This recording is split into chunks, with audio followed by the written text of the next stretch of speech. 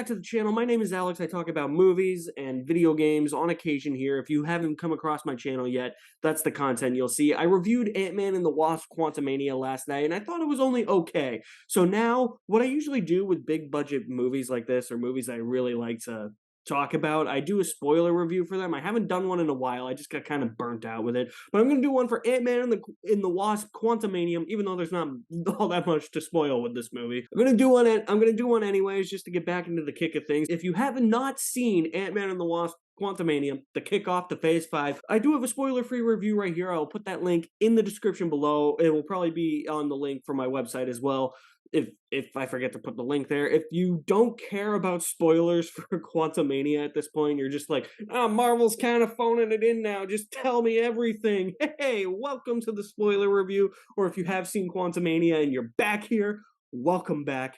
I'm going to talk about spoilers for Quantumania, and I will say, now that I have slept on it, I think I did like Quantumania slightly more, so I bumped it up on my letterbox to 3.5. So yeah, no Marvel movie has a 2.5 anymore on my letterbox.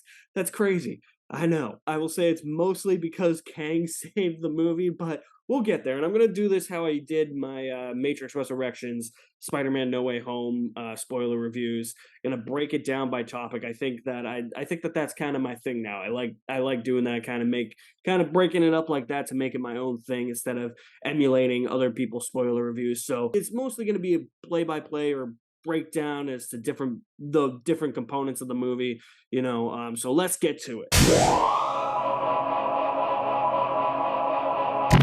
So the movie starts off with a flashback to Janet in the quantum realm, and then we see the ship come in, and we see it crash land, and she's killing off all these cool, creatures. That was one thing that I really praised this movie for, was the creature design in this movie, and the inhabitants of the actual quantum realm. And we see somebody crawling out of that ship, and it just happens to be Kang, and then it cuts to the present, where we see Scott Lang going through everyday life, and he's really narrating his life. This is kind of my problem with the movie, where it really became very expository in its dialogue, where it's telling us what happened because it's trying to catch us up on things that happened, and it's trying to over-explain things later in the plot that we already know, but it thinks we don't know. But essentially what it is Scott wrote a book about how he's kind of like the lesser-known Avenger. Hope is doing her own thing with trying to help people out, which is kind of weird because Evangeline Lilly is a bit of a controversial topic and all that. And Scott Lang's daughter, Cassie, has been in and out of jail, and apparently she used Hank Pym's technology to create a signal that can get them into the quantum realm, and that thing activates and it sends the entire Ant family into the quantum realm. And I did like the look of the quantum realm. It looked like something from Strange World mixed with Star Wars. And I thought that was really cool. Like when they first get there, I'm like, I'm in a live action version of Strange World right now. And then you see all the creatures, and I'm like, those are creatures that could pop up in Star Wars. And that's what I really liked about the quantum realm itself. I don't know if I said this in my spoiler-free review. I think I did. I had to go back and watch it, even though I just filmed it yesterday and made it yesterday. Is that, I felt like I was growing visually tired of the way Marvel constructs these cosmic elements of the MCU, because it all just kind of flows together. Like, I could mistake this for being a Thor movie, Captain Marvel movie, Guardians of the Galaxy movie, because all the environments kind of blend together. They all kind of look the same, but I think having those creatures and the different people in the quantum realm inhabit that, it made it feel like it was its own thing, unique to this movie, and I actually really like that. And so when they get to the quantum realm, they're actually split up. Like, Hank, Janet, and Hope are all together, but Scott and Cassie get split up from them, and they find each other, which I thought was kind of strange.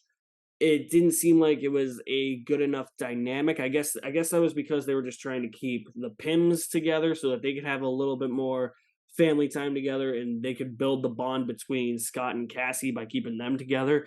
I'm not gonna necessarily say it worked, but hey, that is what it is. So Janet keeps rambling on about the quantum realm and how dangerous the quantum realm is, and somebody she encountered in the quantum realm and how dangerous he is. And we know it's Kang. Like, we know as audience members it's Kang, but the movie's too afraid to say that, so it's trying to tiptoe around that to build up to Kang's presence. And I made the analogy in my spoiler-free review that I don't think that this was the way to go about it, by sitting down and talking to people about what this mystery of who Kang is could entail. And that's essentially what this next part of the movie is. It's really, I mean, you have Scott and Cassie doing their own thing where they have to take this ooze or something, like drink the ooze, so that they can talk to the inhabitants of the quantum realm. But then you have the Pims doing their thing, where Janet takes Hank and Hope to meet Lord Kryler. That, and it looks like a Star Wars cantina, for Christ's sake. Like, I feel like I'm on Canto Bight in this scene. I was like, hey, this is the extended cut of Canto Bight, the part that in The Last Jedi that everybody unanimously hated except for me. So it felt like that, but trying to pry information out of Lord Kryler, who was played by Bill Murray, completely wasted in this movie. I think he should have had a bit of a bigger role.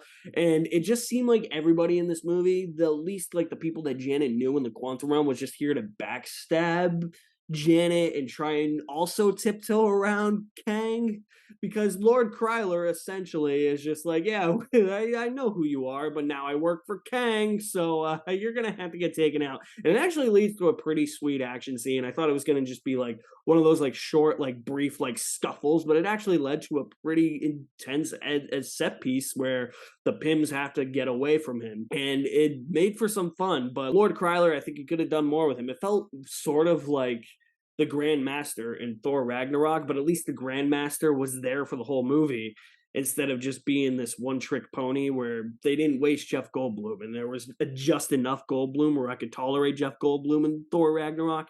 Here, I think they wasted Bill Murray, and they wasted some other characters that I'll talk about too, like William Jackson Harper as the guy who can like read the minds and all that when he's talking to Cassie and Scott after they drink the ooze. I think that he was wasted, but I think it's more Bill Murray was wasted. I think he should have at least had another scene or two. I would have loved to have seen him. I mean, where is he at the end, you know? On the other side of things, there is this character that's introduced in the sections where Scott and Cassie are together, and they after they drink the ooze, there's a character introduced that I actually really want to see more of, and that's Jentorra. I thought that she was actually really cool. Like I said, she was given off Jayla from Star Trek Beyond vibes. Like, if this was like the Star Trek, this is like, you could look at this as a Star Wars, Star Trek movie for the Ant-Man character. So I think that that's maybe why I like that character a lot, is because I really like Jayla in Star Trek Beyond. I think she's one of the best parts of Star Trek Beyond. When they make a Star Trek 4, I hope she comes back. Sophia Boutella killed it in that role. So I don't know who the actress is that plays Jentorra in this movie, but I like the fact that she's kind of you know that she's going to be on Scott and Cassie's side, but she's a bit hostile at first until she finds out what they're actually trying to do. I thought that she was the best of the new characters. I want to see more of her. I hope she pops up in the future of the MCU. Even though she's hostile, she's like this rebellion leader, and I'm like, that's perfect. Because we all know that there's probably going to be a rebellion or a revolution coming later in the movie. So it's cool that she's like the leader of these inhabitants, and you can tell that the inhabitants are a little like they're not like when she pops up on screen, but you can tell that there's a little bit of unease with her because they know just how tough she is, and I like that about her.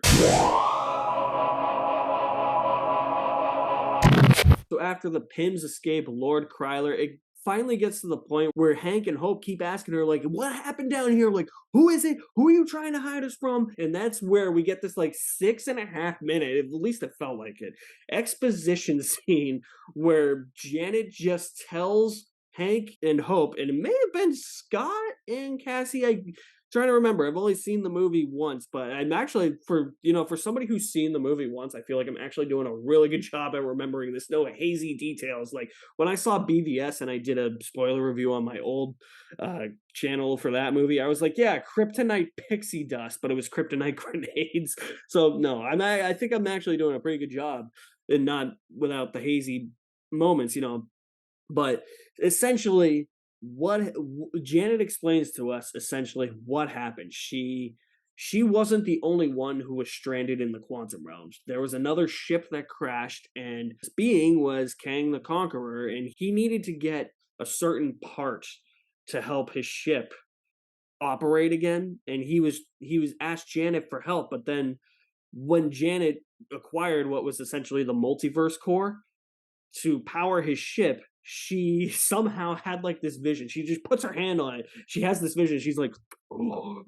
She has this vision, this is the part where it gets like parts of like this in the movie are where it gets somewhat goofy, but this is really where we start to realize just how bad Kang is because she sees visions of what Kang has done and who he is and him conquering different timelines and all that. So even though you don't get to see Kang conquer the timelines, I've seen that actually kind of be a complaint on Twitter, just like how we don't get to see Gore the God butcher gods in Thor Love and Thunder. I think he only butchers like one god or something. Might not even butcher a god. I can't remember. But still the best part of that movie, though. He's what keeps that movie afloat. She's just like, yeah, no, yeah, I don't think I want to do that to you. And that's when Kang snaps, and then immediately, almost in the next scene, you get that shot in the trailer where you just see Kang's feet walking into frame. And yes, I'm getting there. It's time to talk about Kang because Jonathan Majors as Kang puts this movie on his back. Once he pops up, the movie becomes instantly better. He is one of the best Marvel Cinematic Universe villains to date. It's crazy to think about because he's going to be so many different versions of Kang. And this is only one of the versions of Kang that he's playing. And I love that Jonathan Majors actually played Kang differently than how he played the other variant of Kang in the Loki show, He Who Remains, because he was like, it's a totally different character and you're going from TV to movie. And I'm like, that's brilliant. This man knows exactly the task he's up for. He enhances this movie to a T. He is legitimately the glue that holds this thing together because once Kang pops up, it essentially becomes Kang's movie. Scott feels like he's a supporting character. Cassie feels like he's a supporting character. And that's kind of where it feels like they're used as plot devices. And I'm going to get to that now because Kang, and I'll talk about the plot and Kang's plan in a little bit, but Kang essentially needs this device. And he's using Scott to try and get this device. And you just see how menacing Kang is. Like, when he just pops up on the screen, and he's just like, have I killed you before? Are you the one with the hammer? It's like, whoa, shit, man. It's like, damn, dude. Okay, you killed the Avengers. Like, he knows who the Avengers are in other timelines. The Avengers have their work cut out for them. Yeah, Earth, what is it, 838 or something that the Multiverse of Madness established? Where are we? 838, I think. Avengers on Earth 838 are screwed. That's for sure. But like, even then, he's explaining his plan to Scott, and Scott's like, why would I help you? Because he's like, because I will kill your daughter if you don't. And he's like torturing Scott, like he's like pushing in the skin to like help, like have his arms like suffocate and paralyze him. I'm like, holy shit, man, this is next level shit. We didn't even see Thanos do this. We saw Thanos take an Infinity Stone and rip a moon out of the sky and throw it at Iron Man. But you know what? I don't think I've ever seen a Marvel Cinematic Universe villain just crush somebody's bones and skin in to the point where it was trying to paralyze them, So immediately, he makes an impact. He comes in about halfway through the movie, and he's in the rest of the movie. He had a couple of scenes spread throughout the first half, like that opening scene and then the whole Janet exposition scene, but this is where he makes the biggest impact for me. And this is right away, I was just like, this dude's awesome. He's one of the best Marvel Cinematic Universe villains. And really what it is that when you look at Kang and Jonathan Majors, Jonathan Majors just has this intimidating stature to him. So he could pull this off to the best of his ability possible. And when you think about it too, and so when you actually hear that Kang has like conquered other timelines, you're just like, yeah, this is completely different. I like that they're really setting him up, and that's a big issue I have with this movie. It's very light on story, but heavy on setup for what's to come. But I mean, it's Kang. That's what we're gonna get. I feel like nobody is going to this movie to watch Ant-Man and the Wasp. Everybody's going to this movie to see Quantum Realm Madness with Kang because Kang is awesome. How many times do I have to say Kang is awesome? Because he is. And so, I mean, you're here to watch Kang. What the future of his plan and what the future implications of what is eventually going to happen are implying, the Avengers got their shit cut out for them. They're going to get their teeth kicked in, man. Now let's talk about one of the more controversial elements of the movie. And that would be the character of MODOK. Look, like I said in my review, I'm kind of split right down the middle. He didn't bother me, he didn't annoy me, didn't like him, didn't hate him. Just kind of a nuisance, but not like a big nuisance, you know? He's awesome when he has the mask on, but it was really jarring at first when he pulls the mask off and it's like this, it looks like this, it's this giant head, but it looks like a smushed head too, so it's kind of like, hey, Scott, hey, Scott. It looks like this.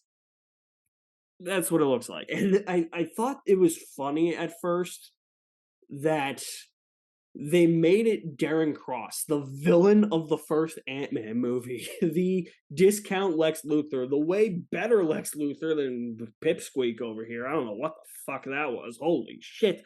Try to wipe that from memory. Why wasn't Corey Stoll cast as Lex Luthor? And the fact that they got Corey Stoll back, I think after the fact that we thought he was dead as Yellow Jacket, I think that he brought a lot of gravitas to that role. He was bad right from the get go in the first Ant-Man. I like that about him. But with this one, it's like, yeah, it's Darren Cross. At least from what I remember, he kind of remembers, but he doesn't really remember. He's like Kang's right hand man. So when Kang's like, "Oh, go kill him," he'll send MODOK. You know, I understand some of the criticism for MODOK because eventually MODOK does become the brunt of the jokes. Like everybody just keeps commenting on him, like they keep calling him Darren, and he doesn't answer. And then it's like, MODOK, oh hey, what's up, bud? And then, like he answers, like that was funny. Like there are some jokes in here that work, but he eventually did become the brunt of the joke, and he had one of those like redemption arcs where it's like, oh, like I'll save you. It's like I'm so glad to be an Avenger, and I'm like, what? Like what? I'm like, Marvel always does that, don't they? They just make like the most obscure characters. They try and make them memorable. I feel like they were trying to make it memorable, like some of the Guardians of the Galaxy or Korg or how I'm gonna remember Jentorra at the end of this movie, but really no. I mean, he's there. He's fine, but yeah, it's Darren Cross from the original ones, and he just turned into this mechanized killing machine. Comic fans, help me out. I forget what MODOK actually stands for. I know it's like machine organized something. I don't know. The killing. I know K is the killing or something. But yeah, MODOK's fine, you know, didn't love him, didn't hate him. He has that whole conversation with Cassie, which I thought was cringe, where she's like, "You gotta stop being a dick," and he's like, "I'm gonna stop being a dick," and she's like, "You're not a dick," and I'm like, oh no, no, don't. Oh man, Catherine Newton, PTSD with Catherine Newton as Cassie. Oh, look. I don't like I said in my spoiler-free review. I don't like talking bad about actors, but man, she was horrendous in this movie, and I can't get it out of my head. Oh man, speaking of, oh no, that's a whole nother thing. I didn't even have that written down on my notes for topics to talk about. I don't even know if I should talk about it. Now let's talk a little bit about the plot and Kang's plan for the movie, because the plot itself is more just, hey, like Janet's responsible for the rise of Kang because he was exiled here. Interesting. He was exiled to the quantum realm. She was trying to help him get his ship back up and running by using this multiversal core that would power the ship. And then once she saw that vision, the stupid scene, by the way, which she saw what he was capable of, she said no, and that really gave him rise to become the conqueror of the quantum realm. Interesting enough, but that's really it story-wise. But what the future implications of Kang's plan are is that, hey, you know what? He says to Scott, hey, you got to help me get this multiversal core back so I can power my ship and go to the other timelines, conquer them, and kill everyone. And if you don't help me, I'm going to kill your daughter. That's essentially the plot of the movie. I like the future implications of it. Maybe we will see different Kangs in different movies, you know? I mean, this is a really interesting movie to introduce him in. I mean, I never thought Kang would be introduced in an Ant-Man movie, but the implications of the repercussions of his plan as a whole set up what could come in the Marvel Cinematic Universe, and I'm really digging that. But the actual plot where it's like, oh, hey, just give me this multiversal core because I'm a time-traveling conqueror that conquers different timelines, and that's my ship needs that core to essentially get to those timelines and I can get the hell out of here and conquer those timelines. It was a bit weak for me. It wasn't as elaborate as I wanted it to be. Like there's that scene where Scott has to go through the storm. I forget exactly what they call it. I know it's called a storm. I want to say it began like a power storm or something. I think it began with a P. But I know it's like some storm where there's like a bunch of multiple Scotts. There's that Baskin Robbins Scott, which is hilarious. They're helping him achieve that core, and he gets the core with the help of Hope, of course, because plot convenience. Scott Lang's the plot device. Hope Van Dyne is a plot convenience. So she helps him, and then they bring it back and all that. That's essentially the plot of the movie. Kang wants the multiversal core so he can power up his ship and go conquer other timelines. I love the implications for the future of the MCU, but just kind of a weak, not really engrossing or investing story at all. You know, everybody's kind of used as a plot device or a plot convenience. So that's the plot of Quantumania. And then we get to the end. The end is like, I love it because this is where the revolution really starts. This is where Kang really starts to really start to feel how powerful he actually is. And I love that Jentorra is like the leader of the rebellion. Like it's literally like the end of Aquaman. It's literally that type of level shit. But speaking of plot conveniences again, apparently all of Hank Pym's ants got transported to the quantum realm too. So like they're like giant ants in the quantum realm, and they're like part of the final battle, you know. And it's I thought that was kind of stupid, and I was just like, what is going on here? In those moments like that, you could tell Michael Douglas didn't really want to be here. So I was just like, oh, but it led for some cool action though. It had a really cool action. I love Kang in action when he starts to use his powers, puts his helmet on, and I'm like, Jesus Christ, man! Like, how is the Ant family gonna beat him? I mean, and really think about it, it's like, yeah, how are they gonna beat him? He killed Avengers and other timelines, and we're relying on Ant-Man to destroy him now? Like, how is that even gonna happen? I love the revolution aspect of this movie. I thought that it was the movie going big or go home, and I like that, even though less is more sometimes. It worked for the end of this movie, especially with how big Kang is supposed to be. And this is where I was really getting onto Jentorra's side, because this is where she really gets onto Cassie and Scott's side as well. And this is where I really started to really like her as a character. And I'm like, yeah, that's where I want to see her more. I want to see her more. As that action scene starts and she's leading the charge, I was just picturing that song, "Do you want to," you know, something like that. Or like, I hate to bring up Nickelback, but like Nickelback's like Edge of a Revolution or something that I could imagine picture playing in that scene. Probably not that. That's actually probably a bad song. Yeah, there's a revolution against Kang, and then we get into what the trailer spoiled. I wish they didn't. We'll talk about that now. We get into Kang versus Lang. So Ant-Man versus Kang, and dude, there's a part of me, I knew they wouldn't do this, but there's a part of me that to make Kang's presence even more felt and make him even more menacing and terrifying, because if he killed Avengers in previous timelines, he should have killed an Avenger here. And I wish to God they had the balls to do this. And they were right there, they were about to. And that was kill Scott Lang. Because holy shit, he is beating the living shit out of Scott at the end of this movie. And that's the whole part in the trailer where he's like all bloody. Like Kang is literally pounding him in. He is going to town on Scott. And that's when Scott's like, I don't need you to win.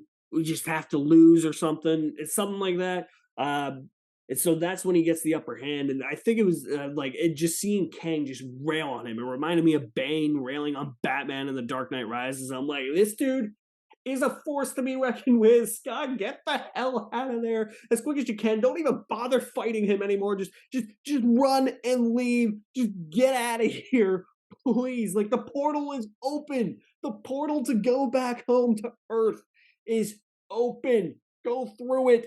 Don't risk your life. I guess that's how much you care about Scott Lang, even though he doesn't have a character in this movie. It's the previous two movies of character build, I guess. But he is literally beaten to near death. And then, of course, out comes Hope as the Wasp, and she kicks Kang into the multiversal core, and it sucks him in. And I'm like,